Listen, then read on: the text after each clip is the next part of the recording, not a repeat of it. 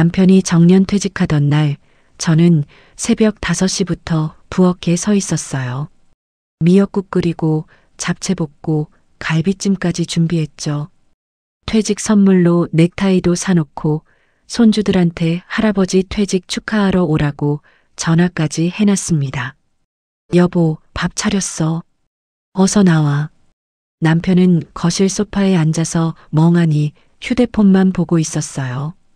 평소 같으면 뭐 이렇게 많이 했어? 라며 웃었을 텐데 그날은 얼굴이 굳어 있었습니다. 앉아. 오늘 특별한 날이잖아. 남편이 천천히 식탁 앞에 앉았어요. 저는 밥그릇에 밥을 수북이 담아 앞에 놓았죠. 이제 당신 고생 끝났어. 우리도 좀 놀자. 유럽이라도 한번 가보고. 남편은 숟가락을 들었다가 그냥 내려놓았어요. 한 숟갈도 안 뜬 채로요. 진서야. 목소리가 평소와 달랐습니다. 무겁고 떨리고 뭔가 준비된 느낌이었어요. 왜 그래? 몸 안 좋아?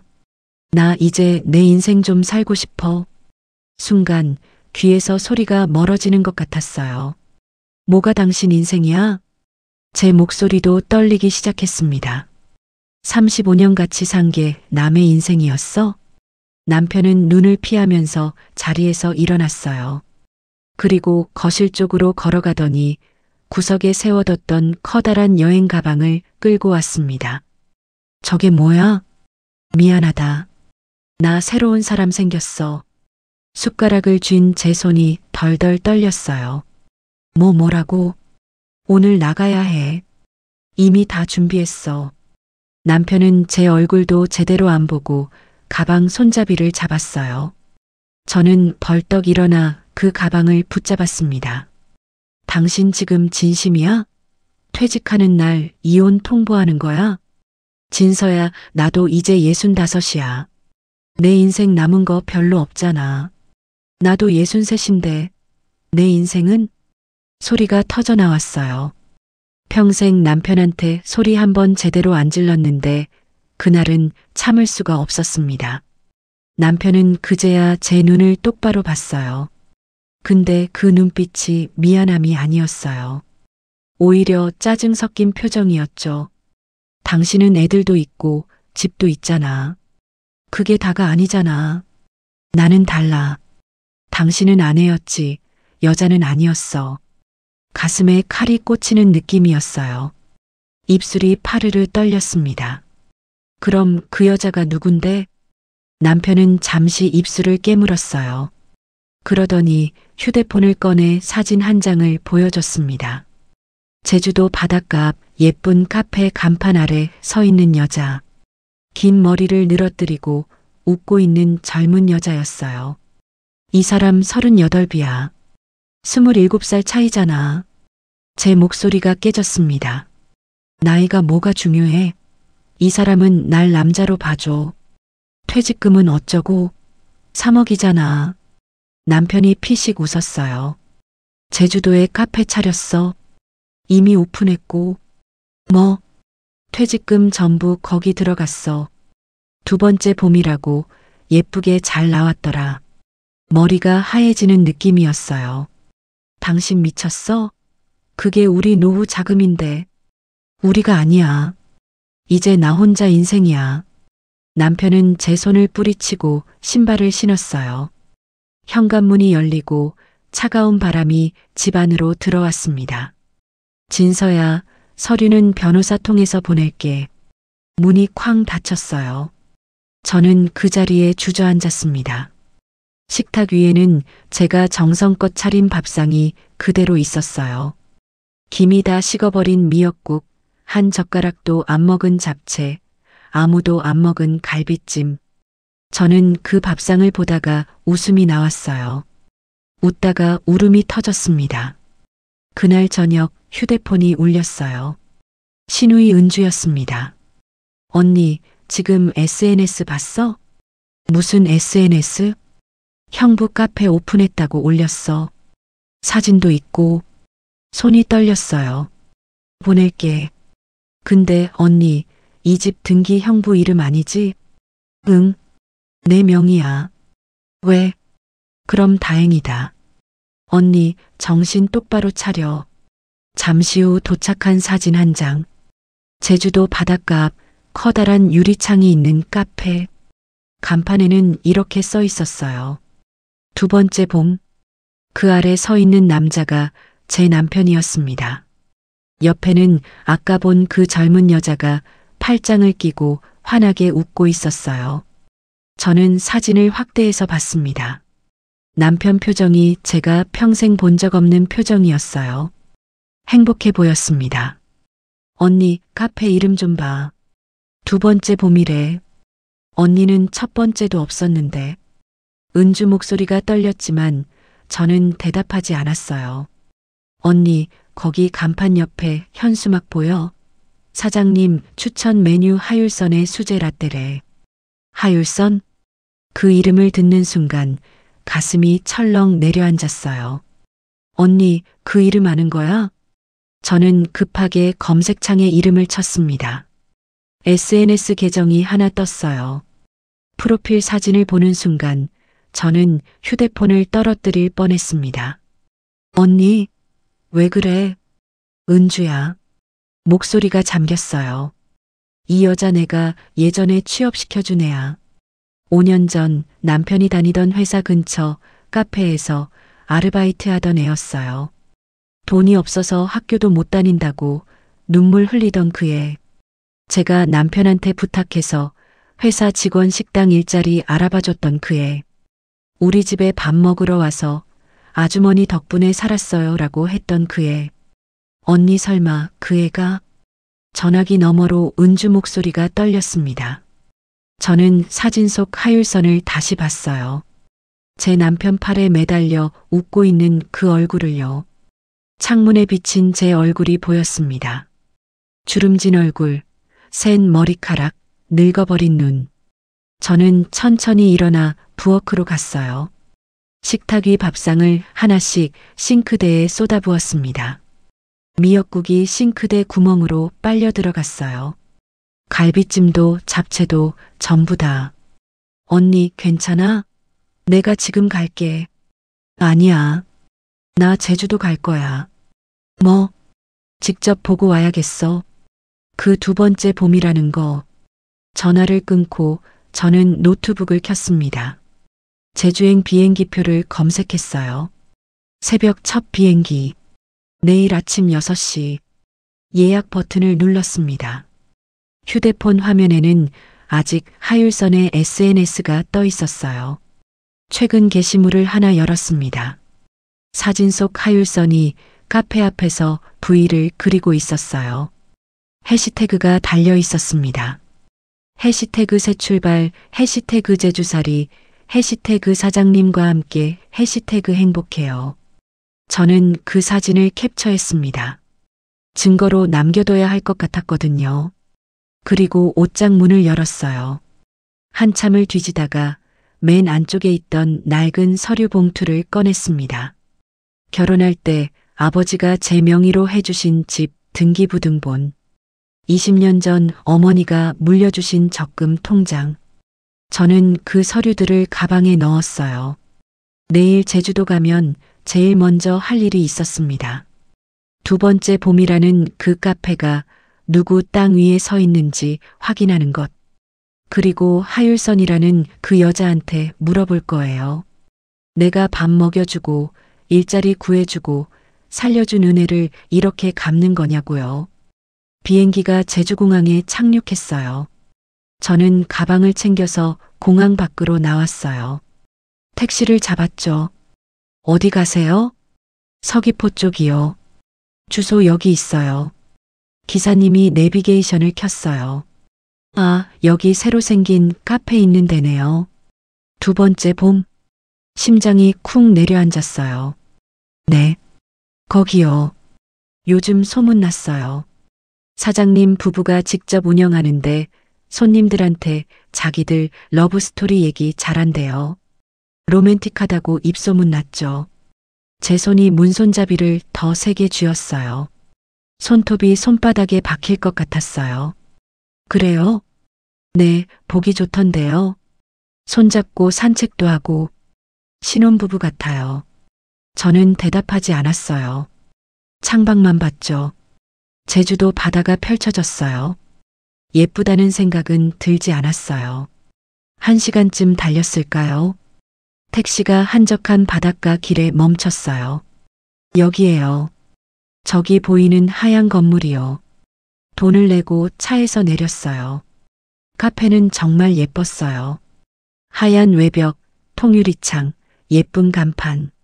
두 번째 봄, 간판 글씨체까지 정성스러웠어요. 저는 카페 문 앞까지 걸어갔어요. 통유리 너머로 안이 보였어요.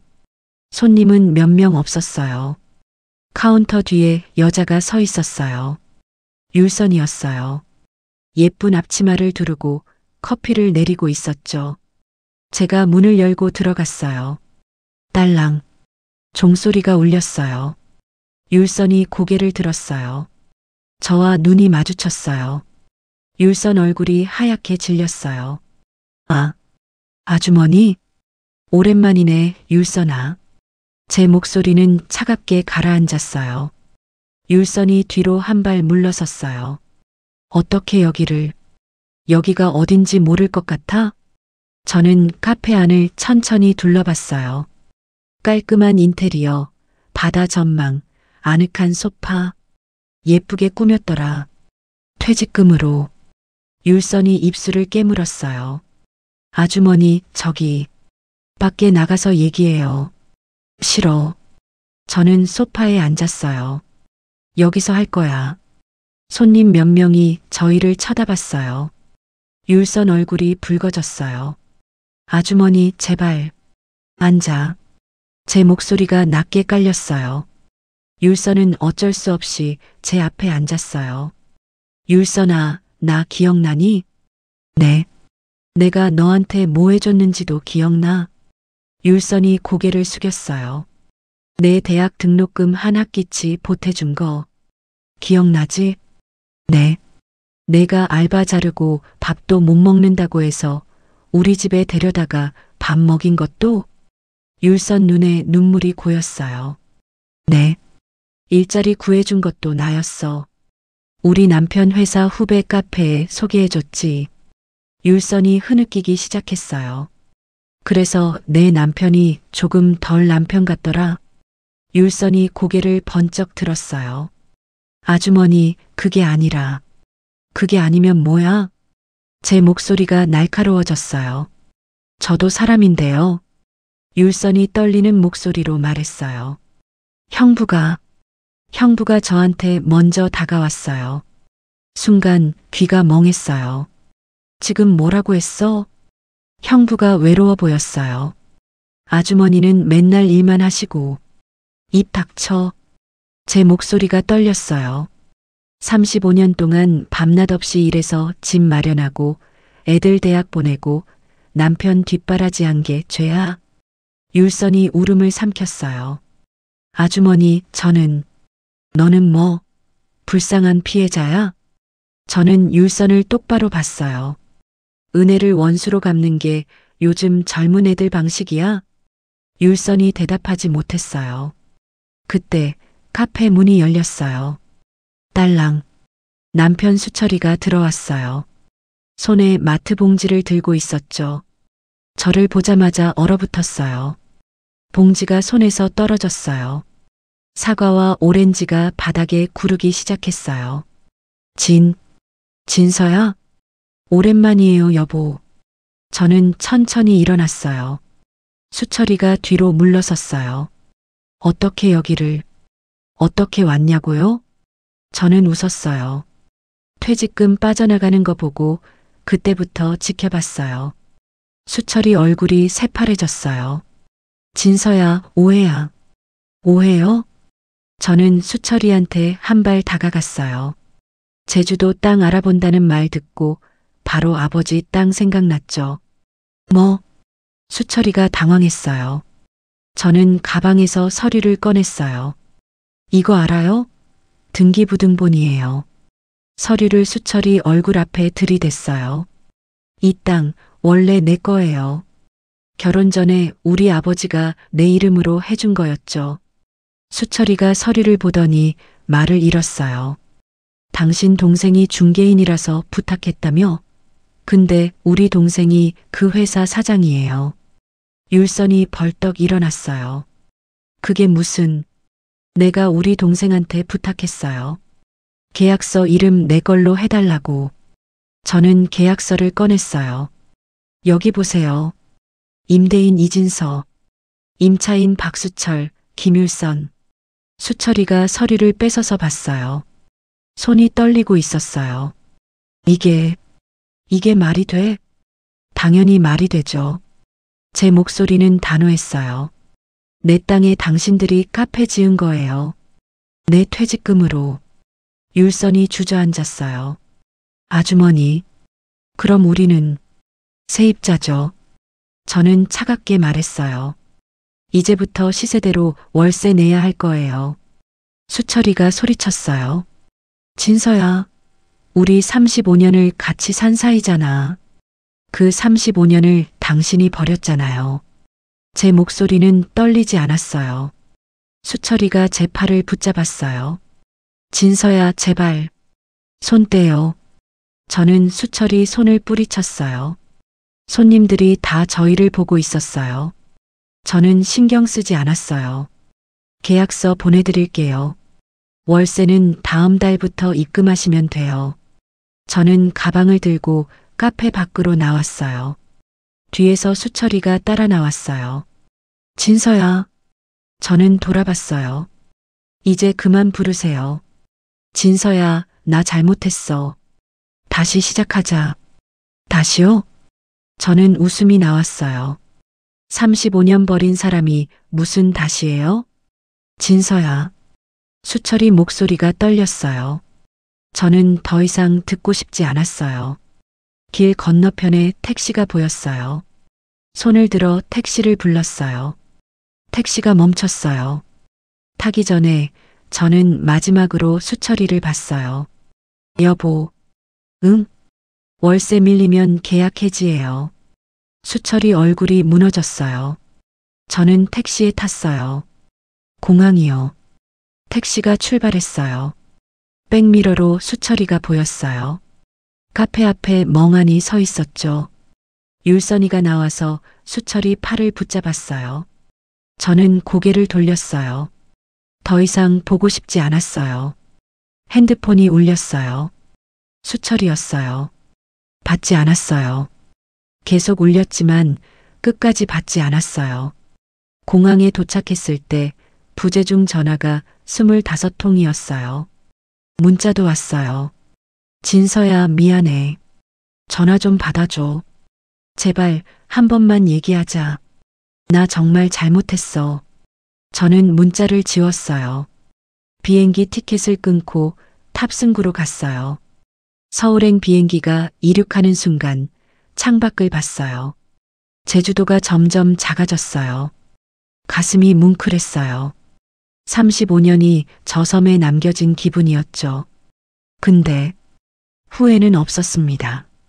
서울에 돌아온 다음 날 아침이었어요. 현관문이 요란하게 두드려졌습니다. 진서야, 문 열어. 나야. 수철이 목소리였어요. 문틈으로 소주 냄새가 스며들었어요. 저는 문을 열지 않았어요. 소파에 앉아서 커피를 마셨죠. 진서야, 제발 한 번만 얘기하자.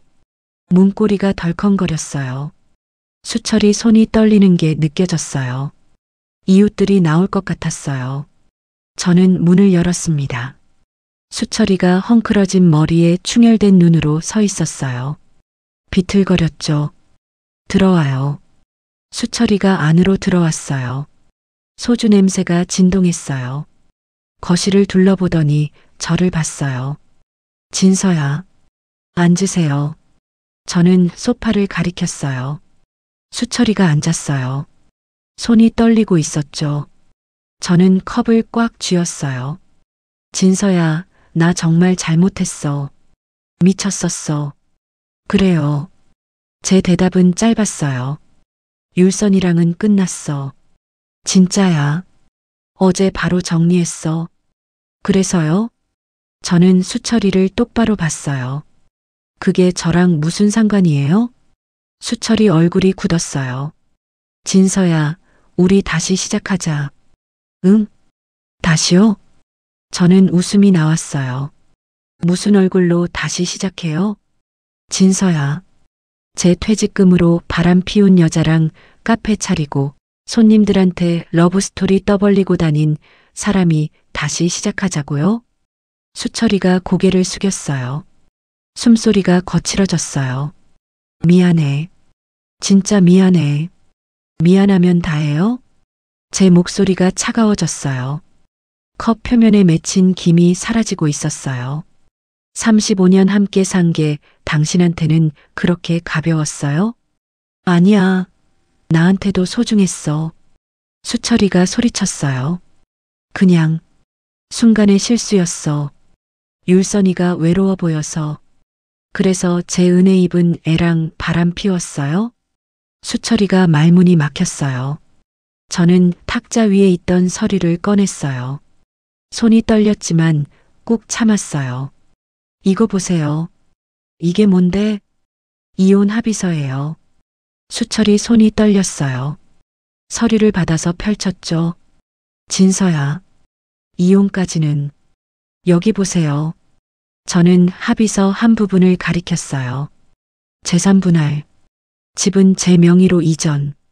제주도 땅은 원래 제 거니까 당연히 제 거고요. 진서야. 퇴직금은 이미 카페에 쓰셨으니까 그건 당신이 월세로 갚으시면 돼요. 수철이 얼굴이 새파래졌습니다. 그러더니 갑자기 서류를 움켜쥐었어요. 찢으려는 순간이었어요. 찢든지 말든지. 제 목소리는 차가웠어요. 복사본 3장 더 있어요. 수철이 손이 멈췄어요. 서류를 보더니 저를 보더니 그리고 바닥에 주저앉았어요. 진서야. 제발. 당신이 저한테 이렇게까지 했잖아요. 수철이가 고개를 떨궜어요. 한참 동안 아무 말이 없었어요. 거실이 고요했어요. 시계 소리만 똑딱똑딱 울렸습니다. 진서야. 수철이가 떨리는 목소리로 말했어요. 우리 애들 생각은 안 해? 애들이요? 저는 씁쓸하게 웃었어요. 애들은 이미 다 알아요. 제가 말했거든요.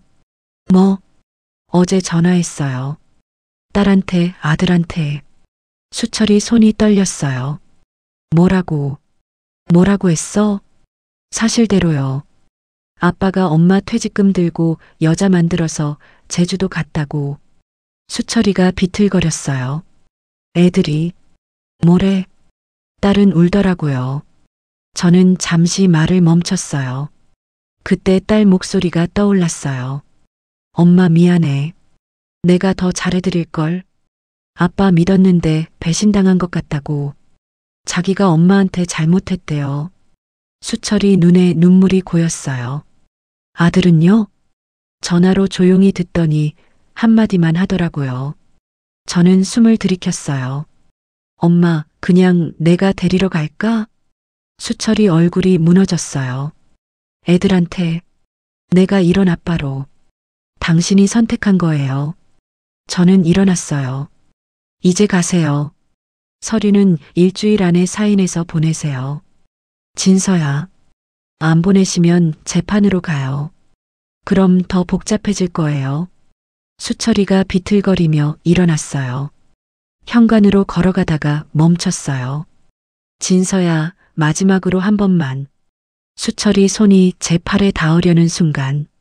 손 떨어뜨리세요. 저는 차갑게 말했어요. 이제 남이잖아요. 수철이 손이 힘없이 떨어졌어요. 35년을 당신이 버렸어요. 이제 와서 붙잡으려고 하지 마세요. 수철이는 더 이상 말하지 못했어요. 현관문이 닫혔어요. 저는 문 앞에 한참 서 있었어요. 다리에 힘이 풀렸어요. 벽에 기댔어요. 눈물이 주르륵 흘렀습니다. 35년이 정말 끝났구나. 일주일 후 수철이한테서 택배가 왔어요. 이혼 합의서였죠. 사인이 되어 있었어요. 삐뚤삐뚤한 글씨였습니다. 저는 한참 동안 서류를 바라봤어요. 손이 떨렸어요. 근데 후회는 없었죠. 저는 제 사인도 했어요. 그리고 법원에 제출했습니다. 한 달 후 법원에서 연락이 왔어요. 이혼이 확정됐다고요. 서류를 받으러 법원에 갔어요. 계단을 내려오는데 손이 떨렸어요. 난간을 꽉 잡았어요. 밖으로 나왔어요. 햇살이 따사로웠죠. 바람이 불었어요. 머리카락이 날렸어요. 지나가는 부부가 보였습니다. 손을 잡고 걷고 있었죠. 저는 그들을 보다가 고개를 돌렸어요. 씁쓸하게 웃음이 나왔어요. 이제 혼자네. 그런데 이상하게 가볍다. 집에 돌아왔어요. 현관에 수철이 운동화가 보였어요. 저는 쓰레기 봉투를 꺼냈습니다. 운동화를 넣었어요. 옷장을 열었어요. 수철이 옷들이 걸려 있었습니다. 하나하나 봉투에 넣었어요. 면도기, 빗, 안경 다 버렸어요. 마지막으로 거실 TV를 켰어요. 수철이가 좋아하던 야구 채널이 나왔죠.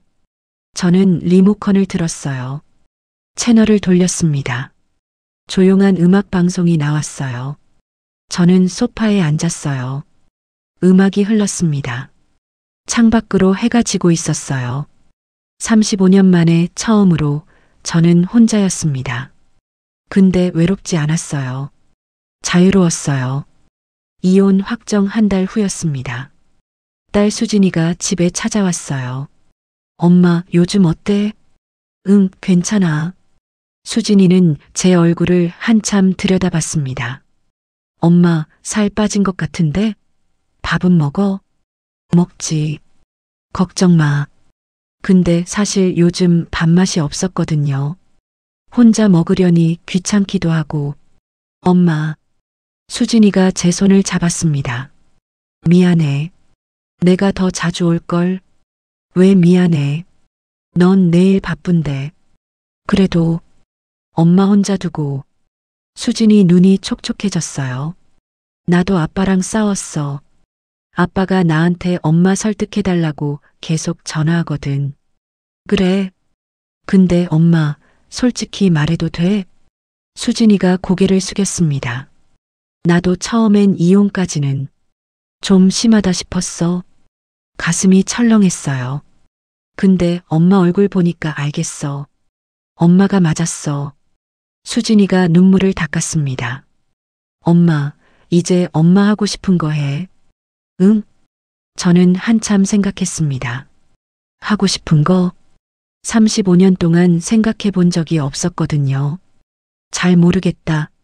엄마 예전에 뭐 좋아했어? 결혼 전에 꽃꽂이 배운 적 있는데. 그럼 그거 다시 시작해봐. 수진이가 웃었지만 저는 고개를 저었습니다. 이 나이에 새로 시작하기엔. 엄마 시도는 해봐. 안 되면 말고. 그날 밤 저는 인터넷을 켰습니다.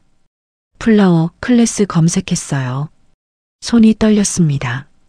정말 해도 될까? 다음 날 용기를 내서 한 곳에 전화를 걸었어요. 여보세요. 초보자도 배울 수 있나요? 네, 나이 상관없어요. 언제 오실 수 있으세요? 이번 주 금요일. 가능할까요? 좋아요. 기다릴게요. 전화를 끊고 나니 가슴이 두근거렸습니다. 금요일이 됐어요.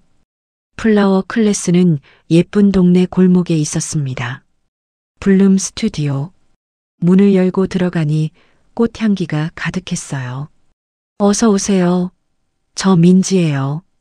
30대쯤 되어 보이는 여자분이 반겼습니다. 이진서입니다. 오늘은 간단한 꽃다발부터 시작할게요. 테이블 위엔 여러 가지 꽃이 놓여 있었어요. 장미, 안개꽃, 유칼립투스. 손으로 만지니 촉감이 부드러웠습니다. 먼저 이렇게 줄기를 잡으시고 저도 따라했어요. 근데 꽃이 자꾸 흐트러졌습니다. 아, 괜찮아요. 천천히 하세요. 1시간쯤 지났을까요? 제 손에 꽃다발이 완성됐습니다. 근데 민지 선생님 거랑 비교하니 형편없었어요. 처음 하시는 분 치고 괜찮으세요.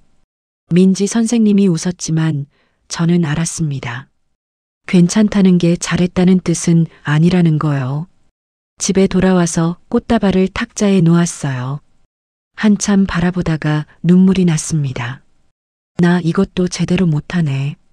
그날 밤 수진이한테 전화가 왔어요. 엄마 어땠어? 응. 어려웠어. 그래도 재밌었어? 잘 모르겠다. 엄마 한 번만 더 해봐. 응? 저는 일주일을 고민했습니다. 그러다 다시 클래스에 갔어요. 이번엔 꽃바구니였습니다. 역시 어려웠어요. 근데 조금씩 손에 익는 것 같았습니다. 진서 씨, 지난주보다 훨씬 나아지셨어요. 민지 선생님이 말했습니다. 정말요? 네, 확실히 느시는 게 보여요. 그 말에 가슴이 뭉클했어요. 2달쯤 지났을 때였습니다. 민지 선생님이 제게 말했어요. 진서 씨, 제안이 하나 있는데요. 뭔데요? 저희 스튜디오에서 같이 일하실 생각 없으세요? 저요? 저는 깜짝 놀랐습니다. 제가요? 일을요? 네. 진서 씨 실력이면 가능해요.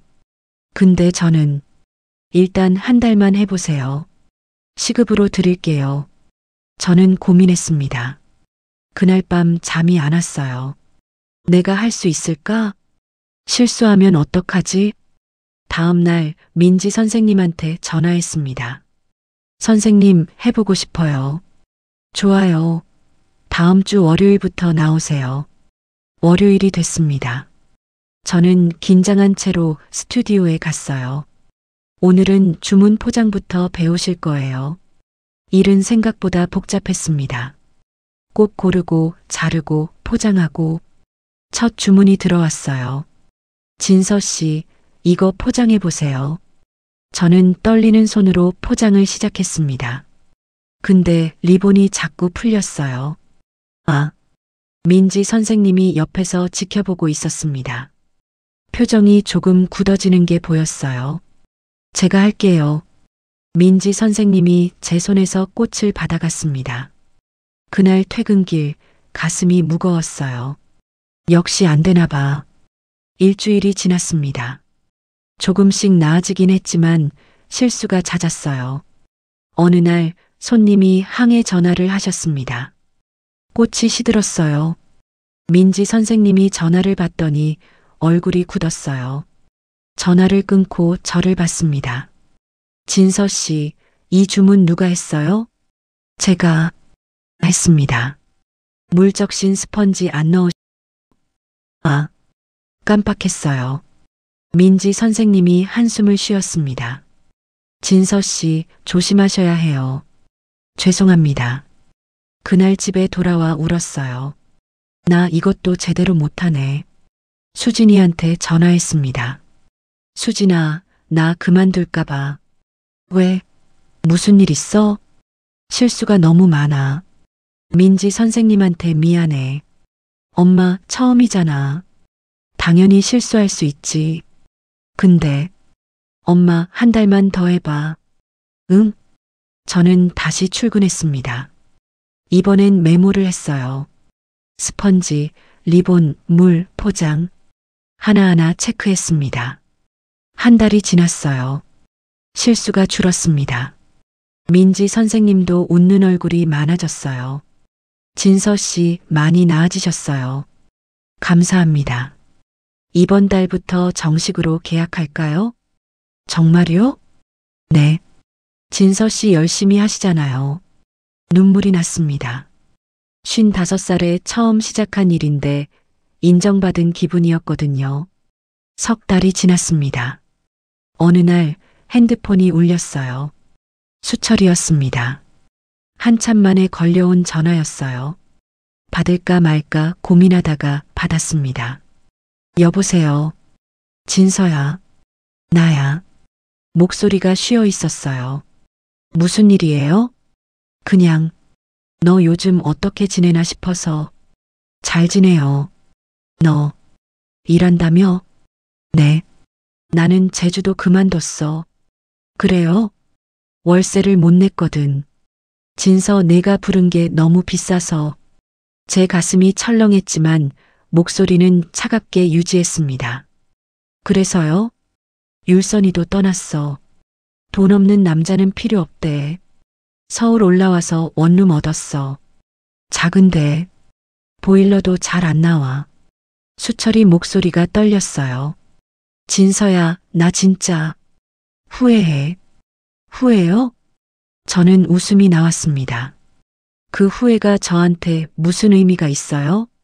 진서야, 당신이 선택한 거잖아요. 35년을 버리고 25 여자 선택한 거. 진서야, 제발. 전 바빠요.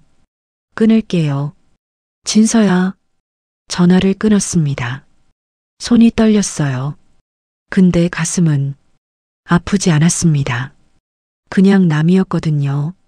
그날 밤 저는 창밖을 봤습니다. 달이 밝았어요. 혼자라는 게 외롭긴 했어요. 근데 이상하게 편했습니다. 누구 눈치 안 보고 제가 하고 싶은 대로 사니까요. 다음 날 출근했습니다. 민지 선생님이 웃으며 말했어요. 진서 씨, 오늘 표정 좋으시네요. 그래요? 네. 뭔가 밝아 보여요.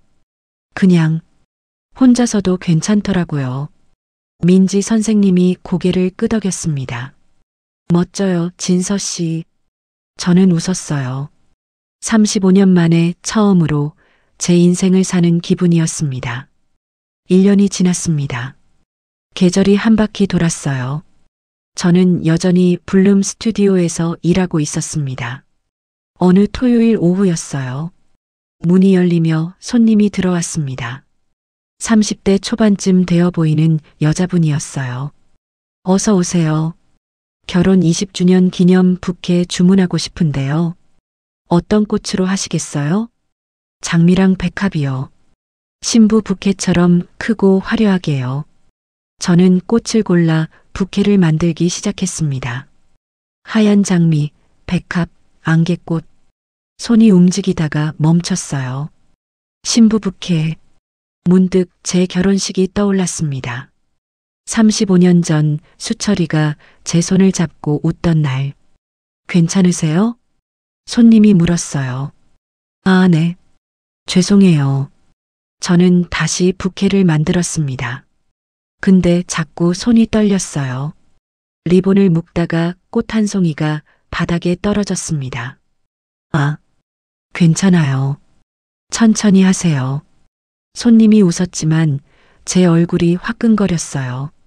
결국 부케를 완성했습니다. 근데 마음에 안 들었어요. 감사합니다. 예뻐요. 손님은 만족해 하셨지만 저는 아니었습니다. 손님이 나간 뒤 민지 선생님이 다가왔어요. 진서 씨, 괜찮으세요? 네. 그냥 좀 정신없었어요. 힘들면 좀 쉬어도 돼요. 아니에요, 괜찮아요. 근데 괜찮지 않았습니다. 그날 퇴근길 걸으면서 눈물이 났어요. 나 왜 이래? 1년이 지났는데도 가끔은 이렇게 무너졌습니다. 집에 도착했어요. 현관문을 열자 텅 빈 집이었습니다. 저는 소파에 주저앉았어요. 혼자라는 게 아직도 가끔은 버거웠거든요. 핸드폰이 울렸습니다. 수진이었어요. 엄마, 뭐해? 집에 왔어. 목소리 왜 그래? 울었어? 응. 엄마, 무슨 일 있어? 아니야. 그냥 가끔 이래. 수진이가 한숨을 쉬었습니다. 엄마, 내일 내가 갈게. 괜찮아. 오지 마. 엄마, 진짜 괜찮아. 좀 쉬면 나아질 거야. 전화를 끊고 저는 베란다에 나갔어요. 도시의 불빛이 반짝였습니다. 바람이 차가웠어요. 나 잘하고 있는 걸까? 일주일이 지났습니다. 월요일 아침이었어요. 출근하는데 스튜디오 앞에 누군가 서 있었습니다. 수철이었어요. 깜짝 놀랐습니다. 많이 늙어 있었어요. 머리는 희끗희끗했고 등이 굽어 있었습니다. 진서야, 여긴 왜 왔어요? 제 목소리가 떨렸어요. 너 보고 싶어서. 수철이가 한 걸음 다가왔습니다. 저는 뒤로 물러섰어요. 보지 마세요. 이제 남이잖아요. 진서야, 나 요즘 정말 힘들어. 수철이 목소리가 갈라졌어요. 당뇨 때문에 약 먹는데 돈이 없어서 약도 제때 못 사 먹어. 원룸 보일러도 고장났는데 고칠 돈이 없어. 밤에 너무 추워. 수철이 눈에 눈물이 고였습니다. 진서야, 제발. 다시 생각해줘. 저는 수철을 똑바로 봤어요. 초라한 모습이었습니다. 예전에 당당하던 모습은 어디에도 없었어요. 가슴 한구석이 아팠습니다. 근데 돌아갈 순 없었어요. 당신이 선택한 거잖아요. 진서야, 35년을 버리고 25 여자 선택한 건 당신이에요. 제 목소리가 떨렸어요. 지금 힘들다고 저한테 오지 마세요. 그건 비겁한 거예요. 진서야, 나 정말. 가세요. 안 가시면 경찰 부를 거예요. 수철이 비틀거렸습니다. 뒤돌아서서 천천히 걸어갔어요. 뒷모습이 쓸쓸했습니다. 저는 그 자리에 한참 서 있었어요. 눈물이 주르륵 흘렀습니다. 안으로 들어가니 민지 선생님이 걱정스럽게 봤어요. 진서 씨, 괜찮으세요? 네, 괜찮아요. 쉬어도 돼요. 아니요, 일할게요. 일을 하는데 손이 계속 떨렸습니다. 꽃을 자르다가 가위를 떨어뜨렸어요. 진서 씨, 민지 선생님이 달려왔습니다. 손 다쳤어요? 괜찮아요. 근데 괜찮지 않았어요. 손에서 피가 났습니다. 병원 가봐야 해요. 민지 선생님이 제 손을 잡았어요.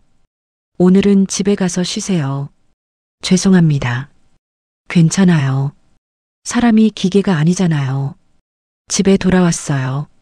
손을 치료하고 소파에 앉았습니다. 멍하니 천장을 봤어요. 나 왜 이렇게 약할까? 핸드폰이 울렸어요.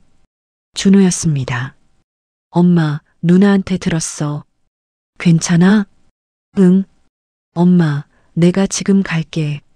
오지 마. 괜찮아. 엄마, 혼자 있지 마. 내가 갈게. 1시간 후 준호가 왔습니다. 손에 치킨이랑 맥주를 들고 있었어요. 엄마, 먹어. 고마워. 우리는 함께 치킨을 먹었습니다. 엄마, 오늘 아빠 봤다며? 응. 많이 힘들었지? 저는 고개를 끄덕였어요. 엄마, 울어도 돼. 준호가 제 등을 쓰다듬었습니다. 저는 준호 품에 안겨 울었어요. 한참을 울었습니다. 엄마, 잘하고 있어. 진짜로. 그런가? 응. 엄마 진짜 대단해. 준호가 나가고 저는 혼자 남았습니다. 거울을 봤어요. 눈이 퉁퉁 부어 있었습니다. 주름도 늘었고 머리도 희끗희끗했어요. 나 늙었네. 근데 이상했습니다. 초라해 보이는데 동시에 당당해 보였어요. 제가 선택한 삶이었으니까요. 다음 날 출근했습니다. 민지 선생님이 걱정스럽게 물었어요. 진서 씨, 괜찮으세요? 네, 이제 괜찮아요. 다행이에요. 오후에 손님이 왔습니다. 50대 후반쯤 되어 보이는 여자분이었어요. 꽃다발 하나 주세요. 제 자신한테 주는 거예요. 자신한테요? 네. 오늘 이혼 확정됐거든요. 여자분이 씁쓸하게 웃었습니다. 새로 시작하는 기념으로요. 저는 그분을 보며 말했어요. 축하드려요. 네. 새로운 시작이잖아요. 여자분 눈에 눈물이 고였습니다. 맞아요.